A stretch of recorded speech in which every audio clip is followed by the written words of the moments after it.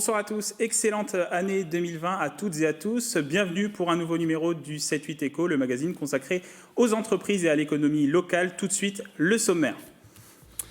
Recruté de manière innovante, le site Thalès d'Elancourt a organisé une session de recrutement au Palais des Sports. Candidats et recruteurs ont participé à une initiation aux arts martiaux. Objectif, détecter les futurs talents pour cette entreprise. La vie des salariés à Saint-Quentin-en-Yvelines, c'est l'objet d'une enquête dont les résultats ont été publiés ce mois-ci.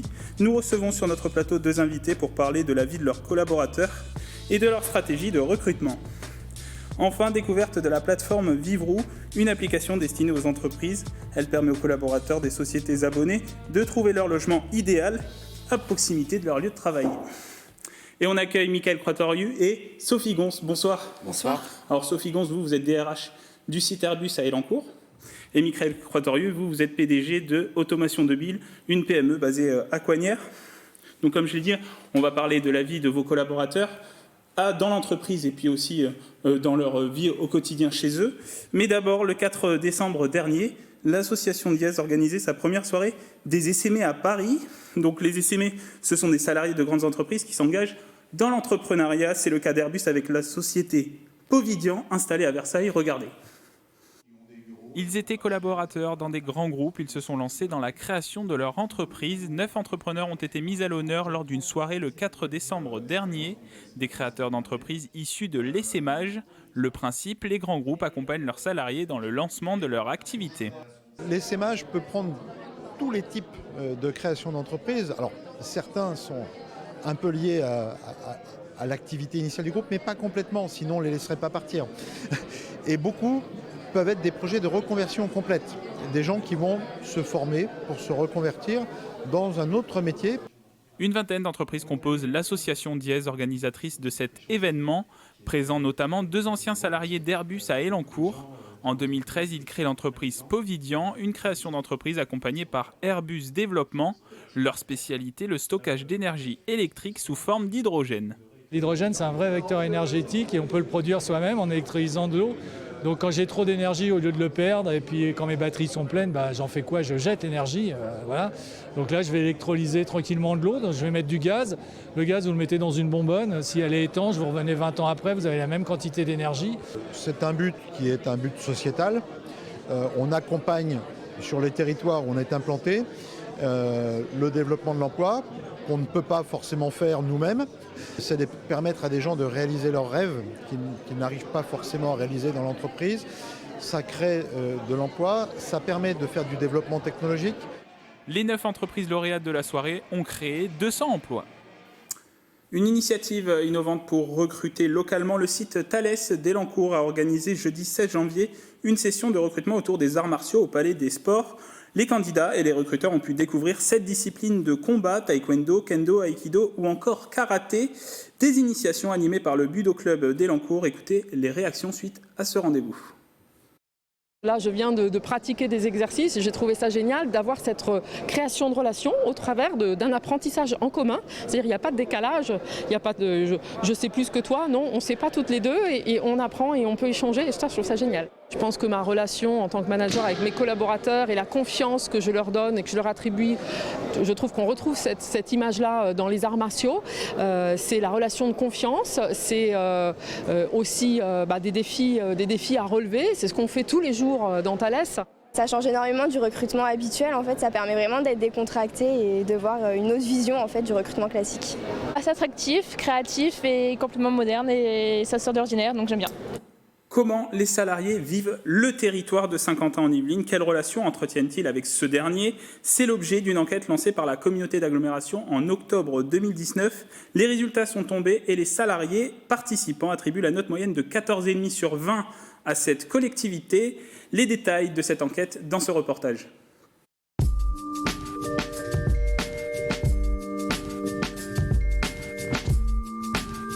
Mesurer le degré de satisfaction des salariés vis-à-vis de son environnement de travail, c'est aussi identifier les besoins et les attentes des salariés et donc accroître l'attractivité de Saint-Quentin-en-Yvelines.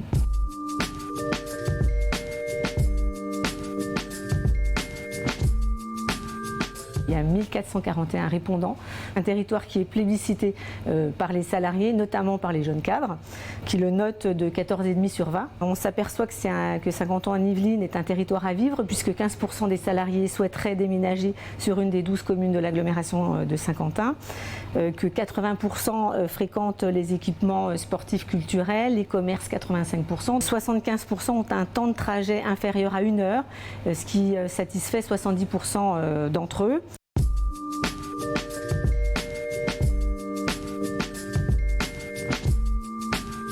Les principales attentes, c'est plutôt au niveau de la restauration, avoir une offre un petit peu plus variée, notamment sur les circuits courts, sur l'agriculture biologique et avoir une meilleure connaissance de manière générale sur tout ce qui se passe sur le territoire de Saint-Quentin.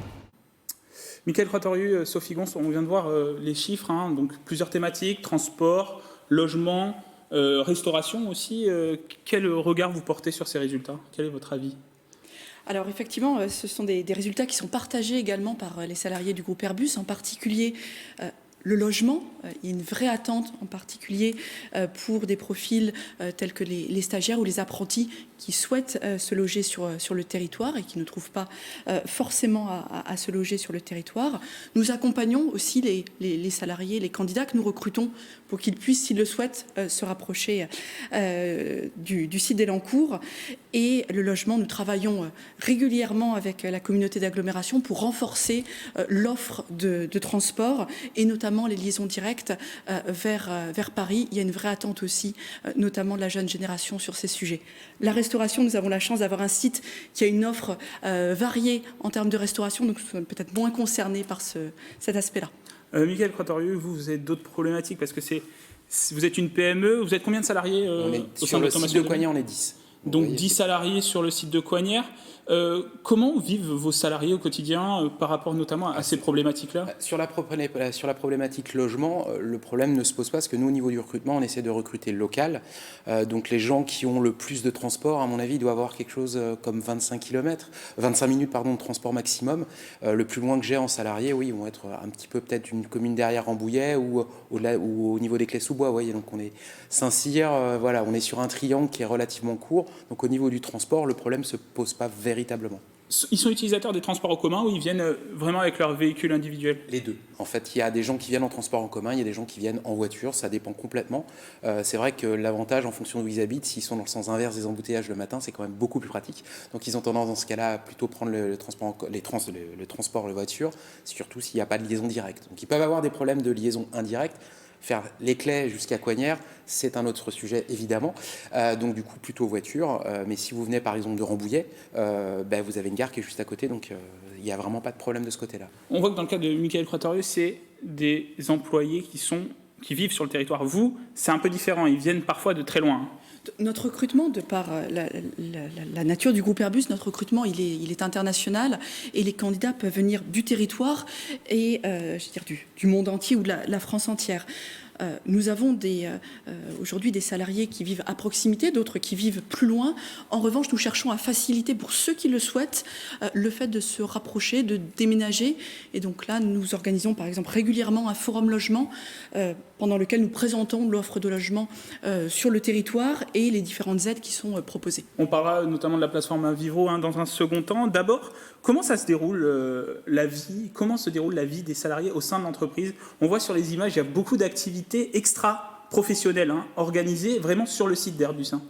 Tout à fait. Notre objectif, c'est vraiment de rendre le site attractif, à la fois pour les talents que nous recherchons, mais aussi pour les salariés qui travaillent, et de créer des lieux d'échange et de convivialité.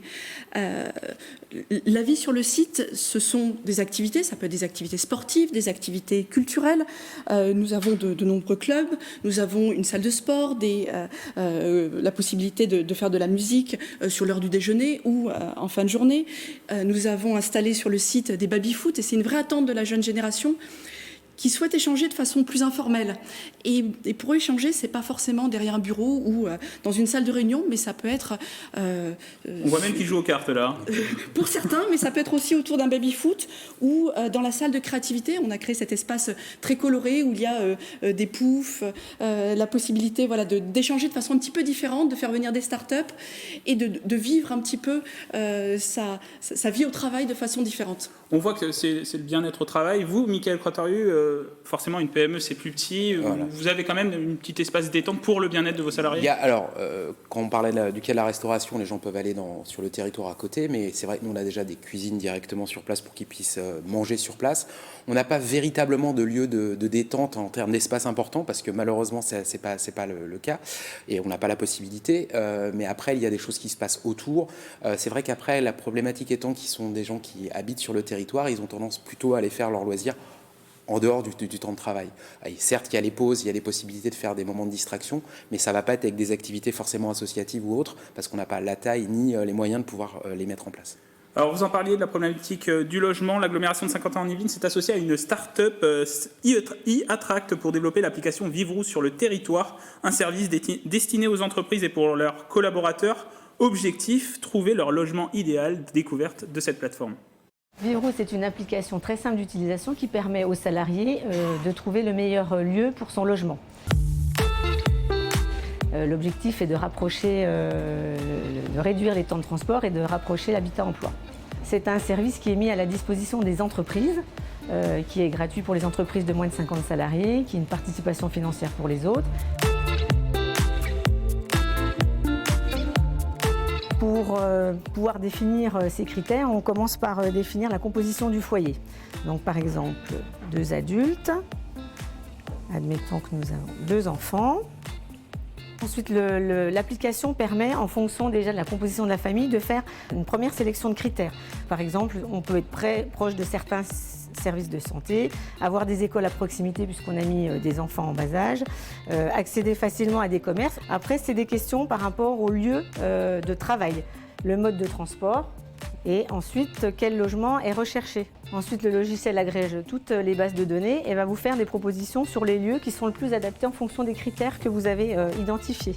Si vous cliquez sur une des communes qui a été proposée, vous pouvez explorer le lieu, avoir accès à tous les services sur la commune en particulier, sur tout l'environnement, et puis vous avez accès à toutes les offres des agences immobilières, soit particulier à particulier, soit le Bon Coin, donc toutes les offres qui correspondent aux critères demandés. Sophie Gons, vous utilisez cette plateforme? Tout à fait, et c'est pour nous un vrai atout pour répondre justement aux questions des candidats lorsqu'ils s'interrogent sur la possibilité de se rapprocher du site d'Elancourt, de s'installer à proximité. Nous utilisons et nous nous appuyons sur cette plateforme pour justement convaincre certains candidats de se rapprocher lorsqu'ils le souhaitent. Vous, Michael Croiterieux, vous n'avez pas cette problématique-là? Non, clairement pas. Merci à tous les deux d'être venus sur notre plateau. Merci d'être disponibles. Et une date à retenir, jeudi 27 février prochain, Saint-Quentin-en-Yvelines organise au Vélodrome national Sky Emploi en piste, 5000 offres d'emploi à pourvoir durant la journée de job dating. Les renseignements, l'inscription sur le site internet qui s'affiche en bas de l'écran. C'est la fin de cette émission, merci de nous avoir suivis, à bientôt sur TV78.